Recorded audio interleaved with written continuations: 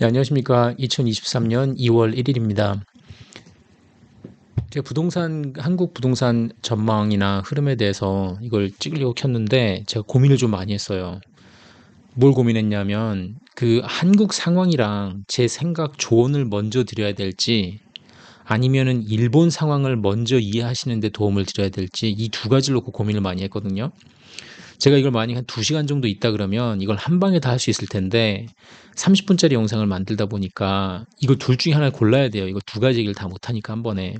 그래서 제가 결정한 게 우선 일본의 그 잃어버린 30년 얘기를 먼저 해볼게요. 왜냐하면 유튜브를 보니까 요즘 일본에 잃어버린 30년 있는데 우리나라도 그렇게 될 것 같습니까? 라고 전문가들한테 많이 물어보시더라고요. 그래서 그 부분을 먼저 확실히 이해를 한 다음에 제 조언을 드리면, 제 생각을 말씀을 드리면 조금 더 같이 이렇게 공감을 하실 수 있지 않을까 싶어서 이 일본 상황을 먼저 한번 얘기를 해볼게요. 이 토픽이 좀 광범위한데 되게 길거든요. 이번 거는 30분 안에 제가 마칠 거고 이 한국 부동산 상황이 어떻게 될지를 짚어보는데 토픽이 좀 광범위해요. 근데 이걸 알면은 뭐 18개월에서 24개월 하다못해 3년까지도 방향이 좀 잡힐 것 같아요. 이걸 우리가 이해를 하면은 우리나라도 일본 부동산 버블처럼 붕괴가 되고 장기 침체로 갈 것이 제 생각인데 이게 왜 이런지를 이제 설명을 드려야 돼요. 그러기 위해서는 일본 상황을 먼저 이해를 해야 될 것 같아요.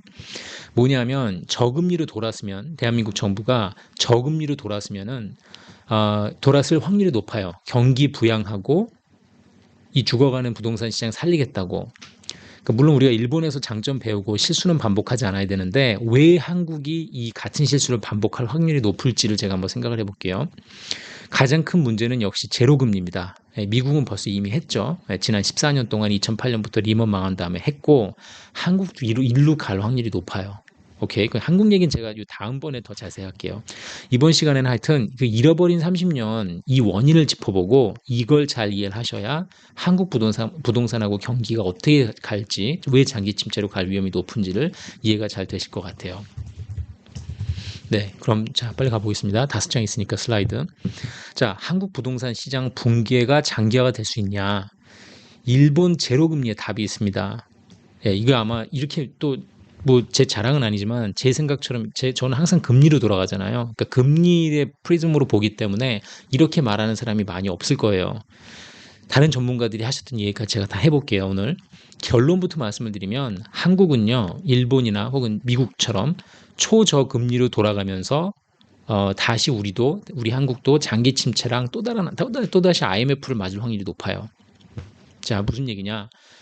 이 전 영상에서 전세 영상 끝부분에 제가 잠깐 중얼거렸잖아요. 벌써 대한민국 정부 개입해가지고 대출, 주담대, 론, 금리 낮추려고 막 찍어 누르고 있죠. 사람들이 죽겠다 그러고 있으니까. 한국은행에서는 금리 지금 25베이시스 포인트 더 올려야 되는데 한국은행에서 올려야 되는 거를 청와대에서 찍어 눌러 내리면 중앙은행이 뭐하러 있습니까? 그쵸? 근데 그 짓을 왜 하는지를 제가 한번 짚어볼게요. 일본이 왜 30년을 잃었느냐? 요거를 확실히 한번 이해를 해야 돼요, 우리가. 일본이 뭐 다들 너무 잘 아시는 스토리니까 제가 자세히는 안 할게요. 1980년대 거품 이빠이 끼다가 중반쯤 돼가지고 거품이 확 터지죠.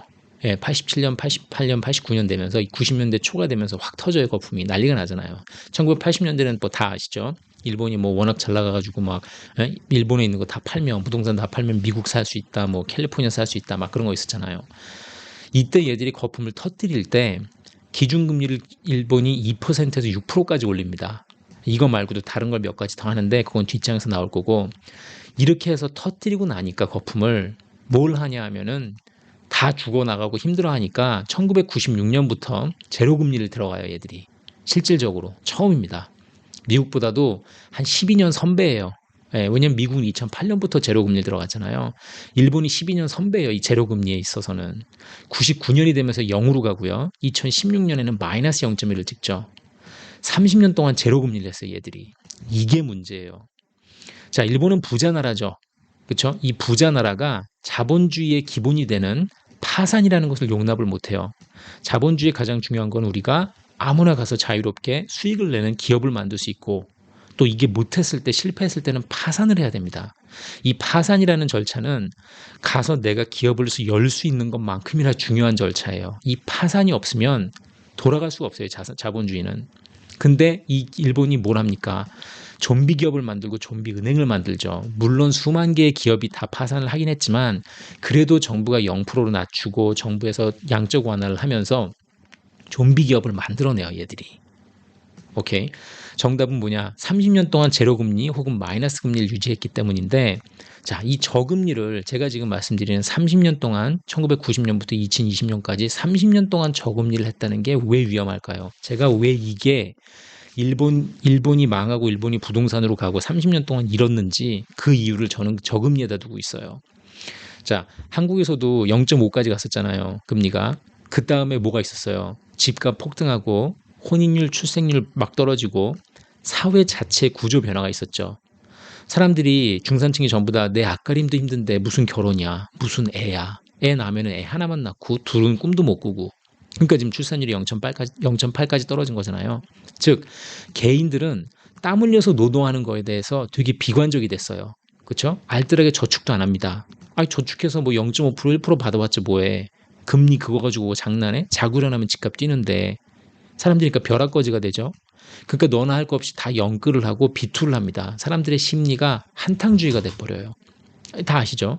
기업도 마찬가지예요. 근데 이 심리가 기업에도 그대로 반영이 됩니다. 저금리가 되면요. 무수히 기업, 돈을 못 버는 기업들도 연명을 하고요. 저할인율, 디스카운트 레이트, 그때 여태까지 많이 얘기했죠. 디스카운트 레이트이 떨어지면서 주식값만 올라요. 똑같은 삼성전자가 6만 원이어야 되는데 저할인율을 때리기 때문에 9만 원, 10만 원이 나옵니다. 그래서 이게 10만 전자 가고 그랬던 거예요. 이 부분에 대해서 또 얘기가 긴데 제가 그냥 결론부터 말씀드리면은 10만 전자 갔던 이유는요. 그냥 할인율이 낮아져서 그런 거예요.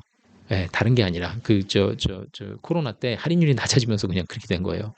그러다 보면 기업에서는 뭐예요? 현금을 많이 들고 있고 자사주 매입을 해서 그냥 주식값 올리는 데만 연연하고 기업들이 공장을 짓고 발전성 있는 투자를 해야 되는데 그냥 부동산 투자라든지 쉽게 먹을 수 있는 먹거리만 찾아요.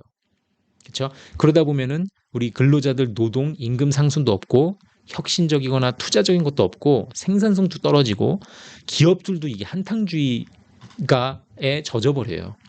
개인하고 똑같아요. 이게 기업이나 개인이나.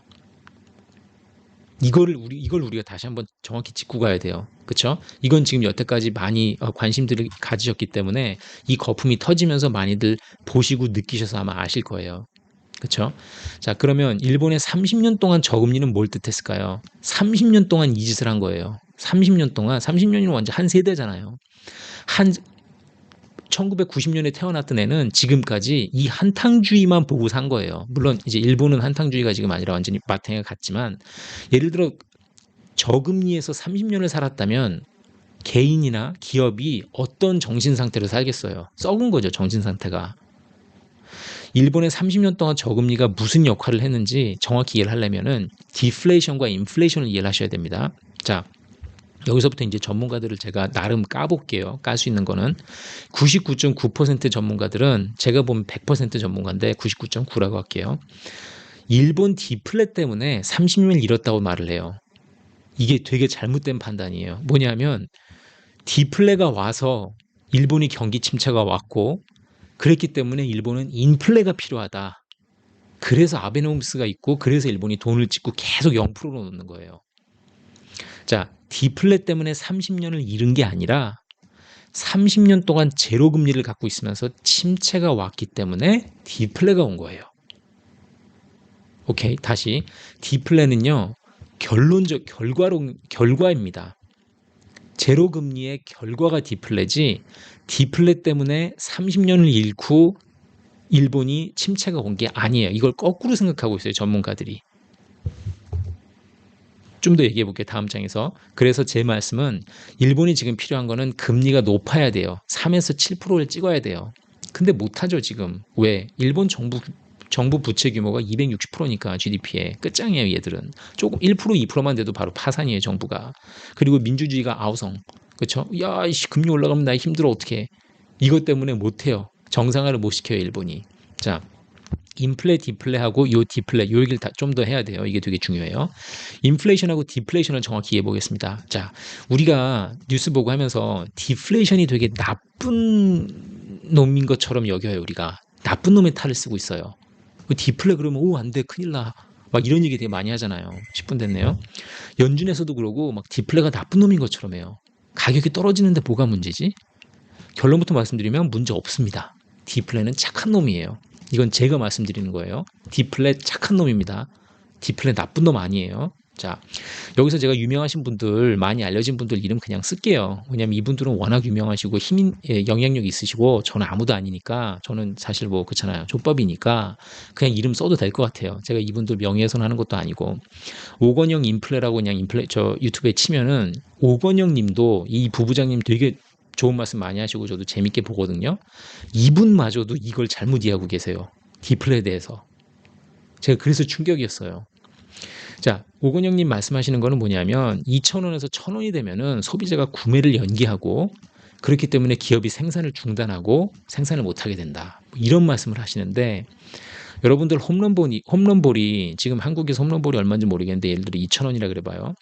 2,000원짜리 홈런볼이 1,000원이 되면은 정말 안 드실래요? 가격 떨어질까봐 진짜 안 사드세요? 야, 이거 800원 되고 600원 되면 먹어야지 하고서는 홈런볼을 안 사드실 거예요? 2,000원 하던 게 1,000원 되면? 아니죠. 오히려 사람들이 더 많이 사 먹어서 2,000원으로 다시 올라가겠죠. 그리고 또 500만 원짜리 TV가 처음 나왔으면 처음엔 비싸요. 그렇죠? 근데 한 1, 2년 지나면 얘가 떨어져. 반값이 됩니다. 예. 이건 디플레이션이 아니라 모델이 구려져서 그런 거예요. 구모델이 되니까 가격이 떨어지는 거예요. 2020년, 23년에 나온 그랜저가 4천만 원에 나왔는데 2025년에도 같은 모델이 나올 수 있잖아요. 겉에 모양 그냥 똑같을 수 있잖아요. 근데 가격이 살짝 떨어질 수 있잖아요. 이거 오래돼서 그런 거예요. 이건 디플레가 아니에요. 디플레를 정확히 얘기하고 싶으면 두 가지로 나누셔야 돼요. 소비성 생필품, 홈런볼이라든지 뭐 내가 입어야 되는 속옷이라든지 내가 쓰는 옷, 아니면 내가 먹는 음식 같은 거라든지 이런 거, 이거는 구매를 연기를 잘 안 합니다, 사람들이. 내가 지금 당장 홈런볼 먹어야 되는데 1,000원이면 얼쑤 좋다고선 사 먹지. 단 자산 구매에서는 연기를 할 수가 있어요. 5억 하던 집이 내년에 4억 8천, 그 다음에 4억 6천이 되면 또 그 다음 기다리면 4억 4천이 될 수 있을 것 같으면 기다릴 수는 있어요. 여기서는 연기가 가능해요. 요 시어리가. 근데 놓고 보면 둘 다 소비자한테는 되게 좋은 거예요. 왜? 생활비가 덜 들잖아요. 홈런볼 값 싸졌으니까 신났잖아요. 더 사 먹잖아요. 그리고 덜 모아도 집을 살 수가 있어요. 옛날에 5억이었는데 지금 4억 4천이면 물론 4억 2천 될 것 같으면 안 살 수도 있지만, 그걸 누가 계속 기다려요? 나 들어가 지금 살 집이 필요하면 그냥 살 수도 있단 말이에요. 문제가 없어요. 어차피 좋아요, 그냥 소비자 입장에서는. 근데 왜 디플레가 나쁜 탈을 쓰게 됐느냐? 이건 정부가 그렇게 만든 프로파간다예요. 이거는 정부 입장에서 디플레는 최악입니다. 왜냐하면 세금이 줄어들거든요. 세수가 줄어들어요. 소득이 줄어드니까 소득이 제가 300만 원 받던 사람인데 내년 되면 10% 인상해서 330 받아야 되는데 물건값이 떨어지잖아요. 10%가. 그럼 회사에서 저한테 안 올려줘요. 제 임금을. 야, 물가가 10% 떨어졌는데 너 그냥 임금 300 받으면 되잖아. 그쵸? 그럼 홈런볼이 2,000원에서 1,000원 하면은 부가가치세가 떨어지고요. 재산세, 토지세, 양도세 모든 게 떨어져서 정부가 싫어합니다. 디플레를. 그래서 정부에서 디플레가 안 생기게 하려고 난리를 치는 거예요. 그게 첫 번째 이유예요. 디플레는 나쁜 게 아닙니다, 여러분. 자, 그거 기억하시고요. 인플레이션하고 디플레이션을 좀 더 자세히 들여다볼게요. 이게 되게 중요해요. 일본 상황을 이해하려면. 인플레이션 두 가지가 있습니다. 좋은 인플레이션이 있고요. 나쁜 인플레이션이 있어요. 디플레이션도 좋은 게 있고 나쁜 게 있습니다. 이걸 정확히 알아야 돼요, 우리가. 좋은 인플레이션이라 그러면 뭐예요? 보통 낮은 인플레이션이죠. 2%, 1% 낮은 인플레이션은 좋은 인플레이션이라고 봐요. 어떤 상황에서 벌어지냐? 금리가 높아야 됩니다, 우선. 즉 미국이 지난 10년 동안 2010에서 2020년까지 1%, 2% 인플레 있었던 건 좋은 인플레가 아니에요. 왜? 저금리에서 나왔거든요. 우선 금리가 높아야 되고요. 국민들의 저축률이 높아야 되고요. 정부가 아닌 은행에서 정상 대출을 받아야 되고, 기업들은 수익성이 탄탄하고 생산성이 좋고 실질 소득이 높아지면서 자산 거품이 안 껴야 됩니다. 그리고 혼인율, 출생률이 높아져야 돼요. 사회적으로, 전반적으로. 즉 튼튼한 경제 성장에서 나온 게 좋은 인플레이션이에요. 나쁜 인플레이션은 뭘까요? 그거 딱 반대죠. 저금리고요. 저축률이 낮습니다. 사람들이 저축을 안 해요. 정부가 은행보다 더 대출을 많이 해주고요. 부양책이 더 세고 수익성이 낮고 생산성이 낮고 소득이 낮다 보니까 거품이 생기고 혼인율하고 출생률이 떨어져요. 빈약한 경제에서 나온 가격이 올라가는 현상. 즉 미국이 지난 10년, 15년 동안 겪어왔던 게 나쁜 인플레예요. 미국뿐만이 아니에요. 다 겪었어요. 한국 다른 나라들도. 오케이. 자, 좋은 디플레는 뭘까요? 좋은 디플레도 있고 나쁜 디플레가 있어요. 가격이 떨어지는데 좋은 게 있어요. 뭘까요? 좋은 인플레이션에다가 플러스 공급량이 더 늘어나고 품질이 개선되면서 가격이 오히려 떨어지는 경우입니다.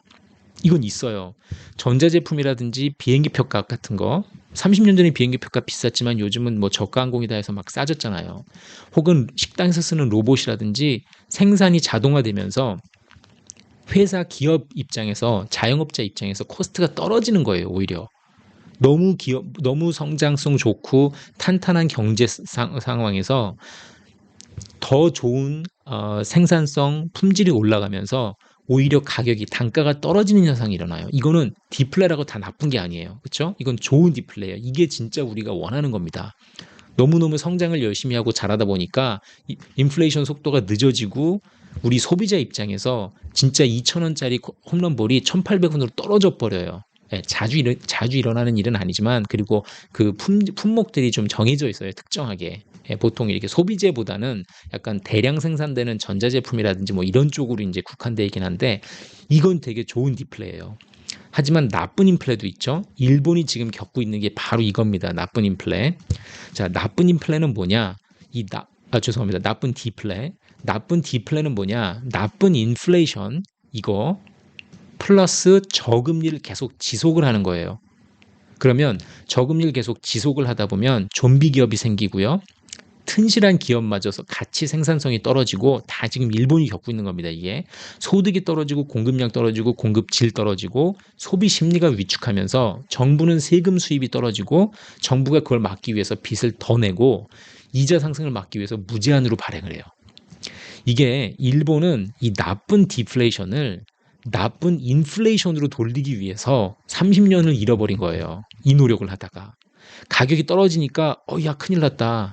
우리 지금 침체야. 떨어지는 가격이 문제야. 홈런볼이 2,000원 하다 1,800원 되면 큰일 나. 왜냐면 홈런볼 만드는 회사가 홈런볼을 그만 만들 거거든. 그럼 안 돼. 그럼 홈런볼 가격이 2,200원이 돼야 되겠지? 그럼 어떻게? 나쁜 인플레로 막으려 그러는 거예요.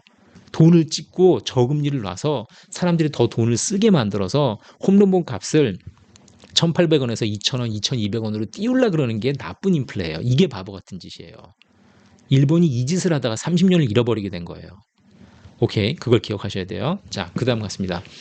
그러면 우리가 일본하고 미국이 똑같은 실수를 어떻게 했는지를 볼게요. 제가 일부러 지금 한국 얘기는 여기 하나도 안 하고 있어요. 한국 얘기는 다음 영상에서 할게요. 보통 우리가 어떻게 되냐? 좋은 인플레와 좋은 디플레가 엎치락뒤치락 합니다. 예를 들어서 일본은 1970에서 80년대 막 성장했고 미국은 90년에서 2000년까지 잘 성장하고 컸어요.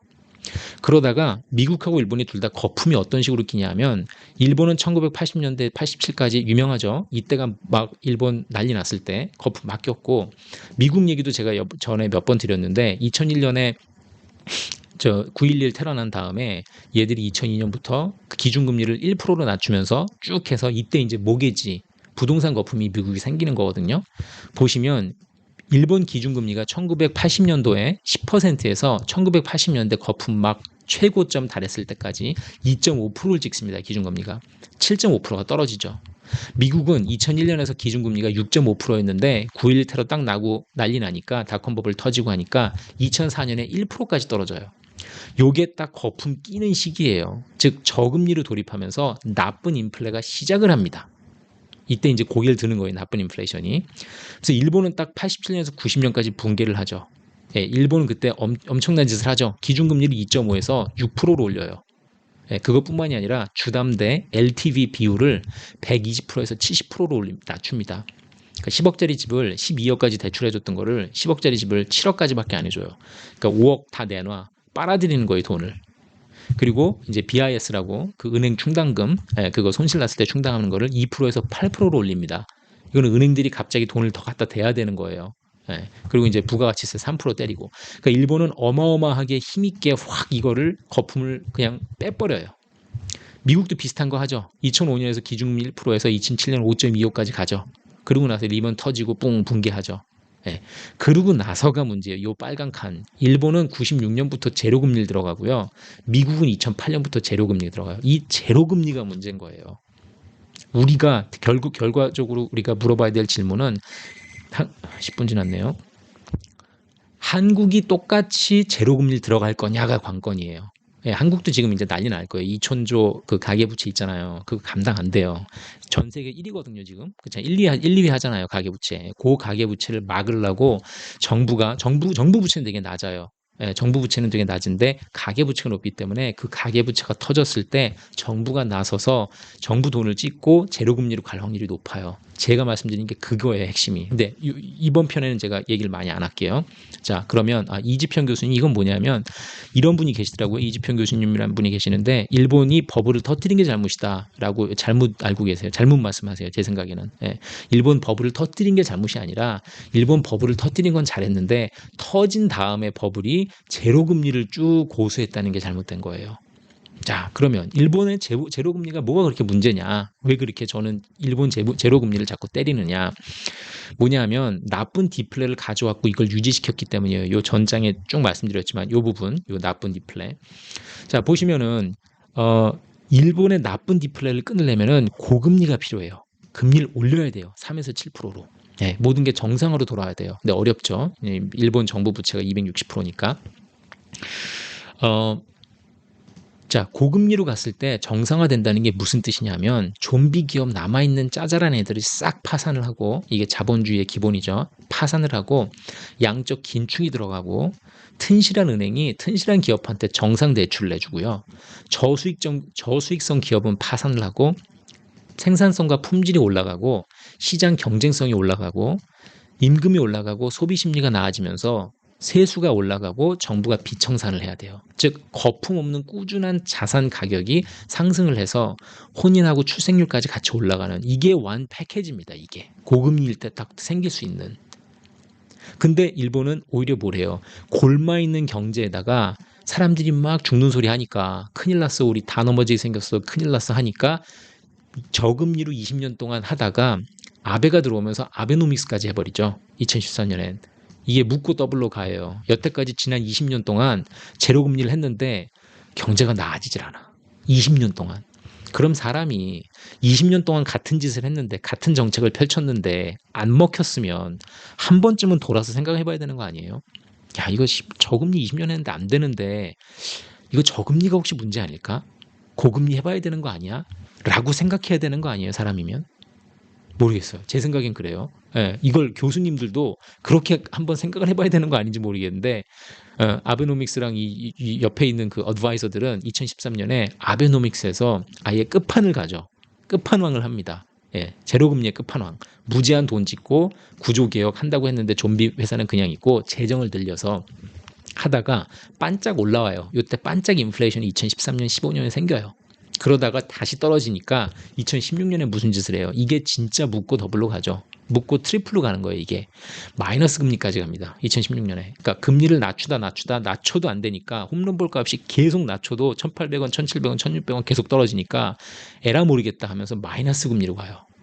야, 미친 거죠. 왜? 계속 마이너스 금리로 가고 일본이 계속해서 안 바꾸잖아요. 예, 그럼 앞으로 40년, 50년 동안 영원히 잃어버린 일본이 돼요. 일본이 끝입니다. 그 일본이어서 제가 지금 끝이라고 하는 게 아니라 그걸 그대로 따라가면 미국도 끝이고 그걸 그대로 따라가면 한국도 끝이에요. 저금리가 진짜 무서운 겁니다, 여러분들. 이런 말씀 들어보셨는지 모르겠는데 이거 이제 전문가들이 이런 얘기도 해요. 그러니까 리먼 사태 후에 전 세계적으로 저성장 시대를 진입했다. 그래서 이걸 보고 제페니피케이션이라 그래요. 일본처럼 돼가고 있다, 우리 모두가. 이런 말을 하거든요. 그게 왜 그러냐면 일본을 따라서 다들 제로금리, 저금리를 택했기 때문이에요. 전 세계적으로 했잖아요. 우리가 2010년부터 제가 이 얘기는 많이 드렸죠. 유럽이 됐건 중국이 됐건 호주, 뉴질랜드, 캐나다, 미국, 한국까지 다 OECD, G20 컨트리 웬만한 나라들은 다 제로금리를 갔단 말이에요. 저금리로. 그랬기 때문에 저성장이 오는 거예요. 사람들이 딱 처음 느꼈을 때 금리가 낮고 돈이 싸지면 경제가 발전해야 되는 거 아닌가? 그만큼 돈 구하기가 쉬우니까 그렇게 딱 처음엔 느낌이 들잖아요. 네, 저도 그랬을 것 같아요. 네, 그 처음엔 느낌이 그렇게 드는데 이거는 뭐냐면 제로금리는요. 제가 여기 뒤에도 했는데 제로금리라는 거는요. 결과가 반짝이에요. 이거는요 12개월에서 18개월만 잠깐 힘을 빡 주고 빼야 되는 거예요. 네, 이거 보세요. 제로금융 기업이 돈을 쉽게 벌 수 있지 않나요? 아닙니다. 부정적인 요소가 더 많아요. 우리가 아플 때도 약을 반짝 먹어야 되잖아요. 항생제 먹고 딱 반짝 먹고 기운 차리고 딱 이불 박차고 나와서 다시 운동해야 되잖아요. 우리가 면역력을 키워야 되잖아요.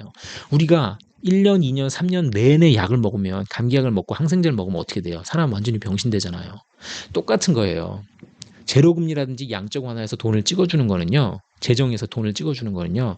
그 힘들었을 때 크레딧 크런치라고 하는 그러니까 채권 시장에서 돈이 딱 묶여버리고 크레딧이 돌지 않을 때 그걸 풀어주기 위해서 정부나 중앙은행에서 돈을 확 찍고 금리를 낮춰줘서 숨통을 트이게 해준 다음에 어느 정도 돌아왔다 싶으면 아무리 경제가 힘들어도 경제 침체가 올 것 같아도 정상으로 돌려놔야 돼요. 그걸 보통 12개월에서 18개월로 봐요. 우리가. 그린스팬 할아버지가 2002년, 2003년에 1% 유지한 다음에 2년이 안 돼서 다시 정상으로 금리를 올렸어요. 5.25로. 그건 제가 전에도 많이 말씀드렸죠. 그 그린스팬 할아버지가 괜히 그걸 2년이 안 됐는데 올린 게 아니에요. 잠깐만 둬야 된다는 걸 안 거예요. 그 사람은. 근데 일본은 그걸 모르고 또 벤 버냉키나 그 다음에 다른 미국에 있었던 연준은행들도 그 연준 의장들도 그걸 모르고 계속 유지를 하는 거예요. 약을 계속 먹이는 거예요. 그러니까. 애가 일어나서 움직여야 되는데 이젠 약에 취해서 움직일 수가 없는 거예요. 2013년 아베노믹스 시작하고 2015년 잠깐 하다가 다시 꼬꾸라지니까 2016년에 마이너스로 가죠. 이게 묶고 더블로 가요. 침체, 활력소를 잃은 경기에서는요. 돈을 찍어봤자 어떻게 되냐면 은행들이 대출을 꺼려요. 은행들이 대출 안 해줘요. 기업들의 혁신적이고 과감한 투자가 없고요. 돈이 돌지 않으면서 발전이 없고 생산성이 떨어지고 임금 떨어지고 품질이 떨어지면서 세계 시장에서 경쟁력이 감퇴를 합니다. 이게 일본이 지금 감퇴하고 있는 그 안타까운 이유예요. 이 사회나 이 기업들이 죽지도 않고 살지도 않은 좀비 형태로 계속 굴러가는 겁니다. 일본 같은 경우에는 이노베이션이나 혁신이 떨어지니까 이건 일본은 사실 기술로 먹고 사는 나라였는데 이게 떨어지니까 어떻게 돼요? 우리가 알고 있는 그 기라성 같은 좋았던 기업들이 다 하나둘씩 외국 기업으로 넘어가고 힘 못 쓰잖아요.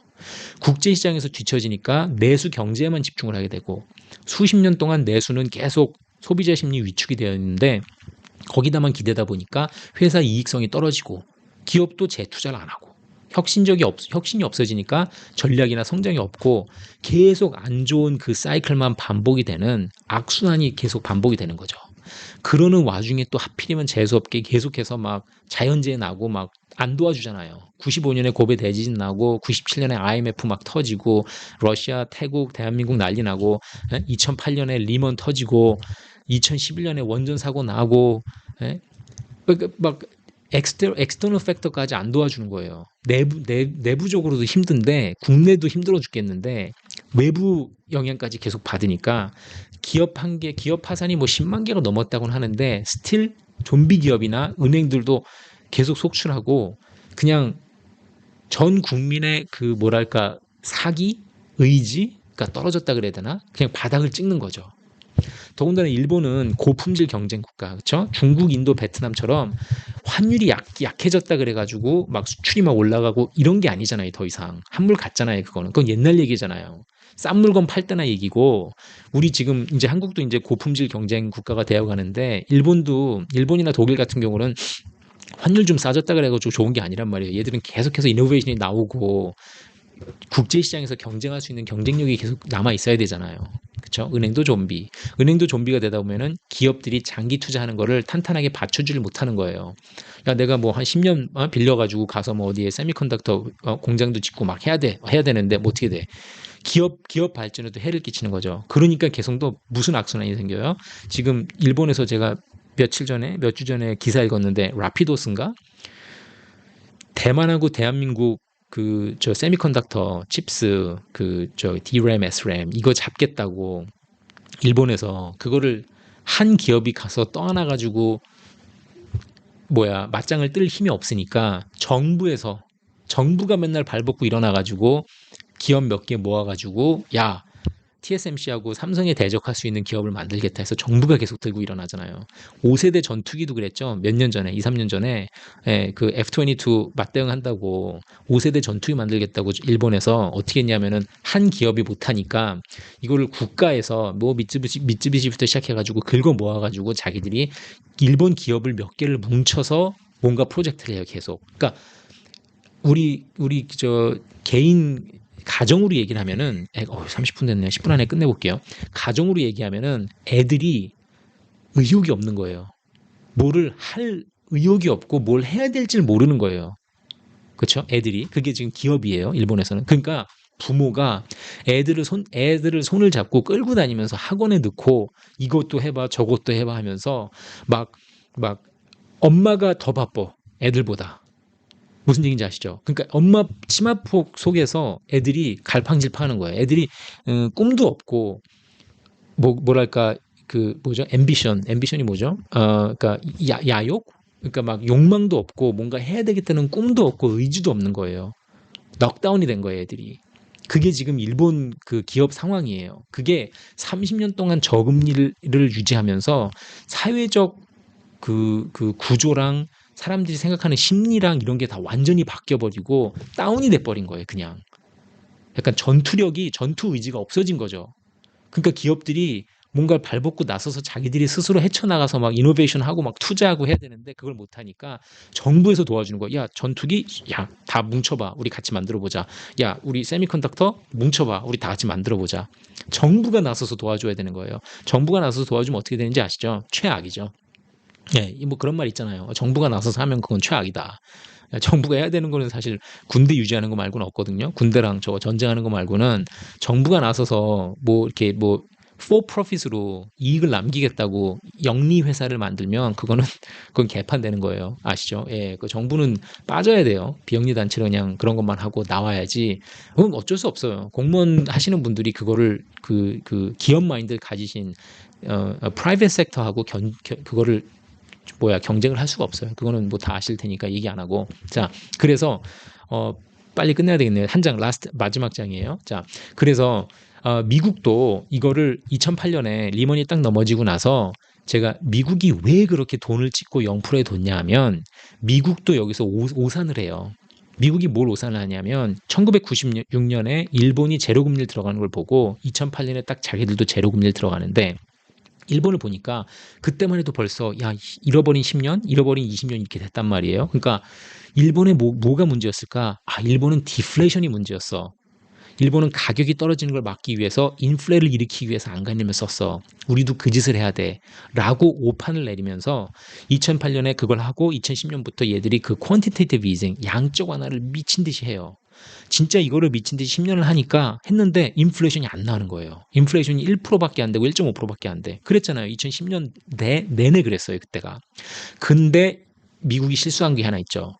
그래서 뭐냐면 얘들이 미국 막 3대 자동차 회사하고 살리고 좀비처럼 살리고 막 시티은행 살리고 웬만한 은행 다 살렸거든요. 예, 정부기관 제가 말씀드렸죠. 페니맥 프레디맥 이런 거 다 살리고 했는데 얘들은 디플레가 문제인 줄 알고 미국도 인플레이션을 일으켜야 돼 해서 돈을 미친 듯이 찍어요. 결국은 나쁜 인플레이션이 상륙을 했죠. 예, 우리 저 공급망 문제 생기고 전쟁 터지고 하면서 제롬 파월이 그래서 한동안 처음에 계속 일시적이다, 인플레는 일시적이다, 트랜지토리합니다라고 말한 게 공급망만 해결이 되면은 일본처럼 다시 디플레를 우려해야 될 거라고 생각을 한 거예요. 미국에서. 단지 문제는 뭐냐면 미국은 전 세계를 주무르는 기축통화를 갖고 있죠.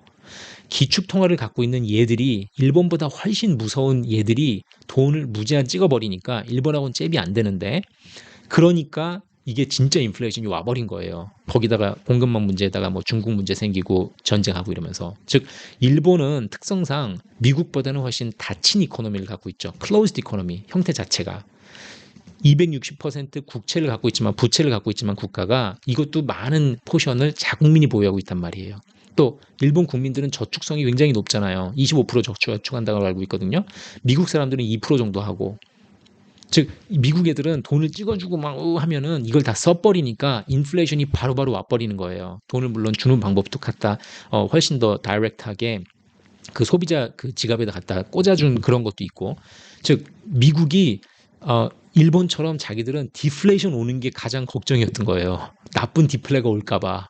예, 근데 미국은 이 기축통화에다가 찍어내는 돈 양도 무지막지하고 이 국민들의 국민성도 중요하죠. 갖다 그냥 써버리는 페이책 투 페이책을 하잖아요. 일주일 벌어서 일주일 쓰고 그냥 사는 애들이란 말이에요. 근데 외국 애들이 다 그래요. 뉴질랜드 저도 살았지만 뉴질랜드 애들도 그래요. 저축이란 걸 안 해요. 서양 애들은 보통. 왜냐하면은 그 복지제도가 잘 돼 있기 때문에 나라들이 저축이란 거에 필요성을 못 느껴요. 보통 애들이.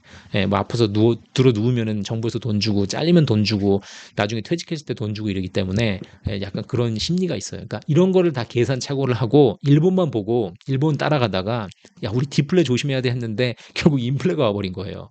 디플레 무슨 디플레야? 예, 그러니까 그래서 지금 미국이 고생을 하고 있는 거예요. 그래서 맨날 미국이 그랬잖아요. 우리는 our target is 2% inflation. 2% 가야 됩니다. 인플레이션은 2% 가야 됩니다. 계속 그랬잖아요. 생각해 보시면 왜 2%를 가야 돼? 작년에 100불 했던 물건이 올해 101불 하면 뭐가 문제야 도대체? 아까 첫 장에서도 말씀드렸지만 가격이 떨어지거나 인플레이션이 2% 말고 1%만 오는 거는 소비자 입장에선 하나도 문제가 아닙니다, 여러분. 하나도 문제가 아니에요, 진짜. 예. 근데 계속 연준에서 2% 타겟입니다, 2% 타겟입니다라고 하는 건 왜 그러냐면 디플레가 오면은 일본 꼴이 날까봐 미리 겁먹고 2% 타겟을 잡는 거예요. 무슨 얘기인지 아시죠? 예, 그렇게 단순해요. 연준도. 그게 실수예요. 예, 저 2% 인플레 타겟이라는 거는 저렇게 생긴 게 아니라 저게 언제 나온 거냐면 뉴질랜드 중앙은행에서 나온 거예요. 1980년대에. 뉴질랜드에서 제가 뉴질랜드 교포여서 이 소리를 하는 게 아니라 이건 제가 학교에서 배운 건데 뉴질랜드가 저 하이퍼 인플레이션 한번 겪은 다음에 얘들이 중앙은행에서 2% 미만까지는 괜찮다 해서 2% 실링이라는 걸 잡아요. 매년 인플레이션은 낮을수록 좋지만 2%까지는 우리가 허락하겠다. 하지만 2%가 넘으면 큰일입니다. 라는 게 1980년대 나온 컨셉인데 그거를 갖다가 미국이 2% 좋다. 갖다 넣고서는 2% 이상 2%가 우리의 인플레이션 타겟입니다. 라고 외치는 거예요. 가만 생각해 보시면 말도 안 돼요. 예, 홈런볼이 2,000원이었는데 내년도 2,000원이면 좋잖아요. 우리한테 소비자한테. 2,100원? 2,100원 오케이. 조금 오를수록 좋은 거 아니에요. 소비자 입장에서는.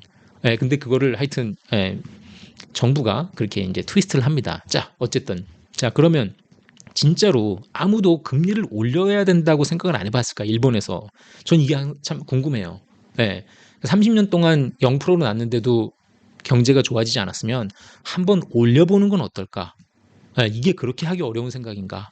오케이, 제가 보기에 한 100%, 99%는 안 해본 것 같고 0.1% 해봤다 해도 고개를 도리도리 치겠죠. 야, 지금 우리 정부 부채가 얼만큼인데 조금만 올라가도 아무리 자국민들이 갖고 있어도 이제 자국민들이 그 국채를 갖고 있다 해도 이자는 줘야 되니까 조금만 올라가도 바로 난리가 나겠죠. 이자도 못 갚죠. 그러면은 뭐 이건 어때요? 모라토리움을 선언을 하고 즉 정부가 그냥 나 파산하겠소 선언한 다음에 깨끗한 재무제표로 다시 시작하는 것도 방법인데 이게 이제 그리스가 하는 것 같은 거 혹은 우리 97년에 98년에 IMF처럼 그냥 나 죽었소 하고 나가 자빠지고 새로 시작하는 건데 이렇게 되면은 국민들이 엄청 고통을 받죠. 근데 그래서 민주주의이기 때문에 이 고통을 주겠다는 당이 찍힐 리가 없습니다. 예, 그래서 아직은 일본이 먹고 살만해요. 아직은 버틸만 하기 때문에 이게 가는 거예요. 5년을 더 갈지 10년을 더 갈지 모르죠. 예, 얘들도 이제 결국은 파산하는 순간이 올 테니까. 즉 그렇게 되면은 이제 뭐 국민들이 들고 일어나는데 그리스에서 들고 일어나는 거랑 마찬가지예요. 우리가 아니면은 97년에 IMF 났을 때 들고 일어나는 거 마찬가지예요. 국가가 망했는데 국가가 돈이 없는데 국민들이 데모를 하면 뭐 합니까? 예, 어차피 다 망했으니까 이 상황까지 갈 거예요 일본도. 자 고금리일 때 다부지고 튼실한 기업이 생깁니다. 예, 이건 제가 다시 말씀드리는 거고 높은 금리일 때 투자를 위축시킨다. 이거 그렇게 보일 수도 있지만 그건 단기적일 뿐이에요. 자영업자를 보시면은 금리가 낮았기 때문에 저금리이기 때문에 보세요. 2억 가게 하면서 80% 빚을 얻어서 하고 막 그랬죠. 예, 특히나 우리 지난 금리 낮을 때 우리 뭐 유튜브 보면 그런 거 많이 나와요. 빚이 이렇게 많으면 내가 2억짜리 가게를 차리면서 한 20%, 30% 빌려야 되는데 80%, 70%, 80% 빌리면 어떻게 돼요? 그만큼 쉽게 파산한다는 소리죠. 집도 마찬가지예요. 7, 80%빚 얻어서 사면은 그만큼 망한다는 거예요. 그만큼 경제 구조 자체가 허약해졌다는 겁니다. 저금리일 때는. 그렇죠? 그래서 고금리가 중요한 겁니다. 제가 이거는 그냥 제 생각인데, 제가 맨날 보면서 열받는 거, 유튜버들 하면서 집 자랑하고 사업 자랑하는 사람들 찍어가지고 올려가지고 사람들 불안하게 만들고, 집 사게 하고 막 투자하게 만들고 투기하게 만드는 이런 거 정말 마음에 안 듭니다. 이런 유튜버들 누구신지 다들 아시겠지만 이런 사람들 진짜 마음에 안 들고, 물론 뭐 좋은 거 하시는 분들도 있습니다. 휴먼 스토리 저 재밌게 보는데 정말 역경을 딛고 일어나서 막 그 스토리 라인 자체가 되게 힘든 일, 역경 딛고 일어나서 진짜 막 임파서블 한 것도 막 해내고 하는 그런 좋은 유튜브도 있으니까 물론 하긴 한데, 그렇지 않은 말도 안 되는 막 아파트 자랑질하고 이러는 유튜버들이 더 많았던 것 같아요. 이런 거 진짜 열받고.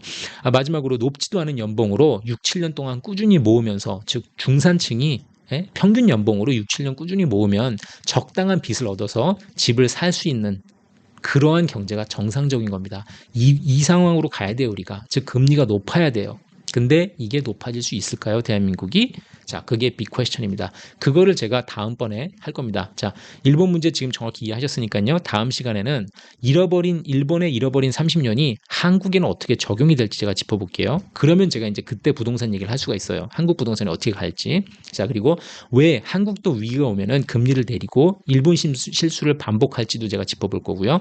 그 다음에 2009년에서 2013년 부동산이 막 바닥 찍고 쭉 내려갈 때 제가 10년 넘은 그 부동산 뉴스를 몇 개 찾아봤거든요. 되게 재밌어요, 뉴스 자체가. 그래서 그거를 현 상황하고 비교해서 부동산이 어떻게 될지 또 한번 얘기를 해볼게요. 이게 다 지금 한 편 찍을 수 있을 것 같아요. 30분씩 하면은. 이거 그러니까는 2-3시간짜리이기 때문에 제가 나눠서 찍는 거니까 이해해 주시고요. 이번에는 제가 한국 부동산에 대해서는 말씀을 못 드리는 거예요. 그래서 자, 재밌게 보셨으면 구독, 좋아요 부탁드리겠습니다. 네, 한 번씩 눌러주시면 감사하겠습니다.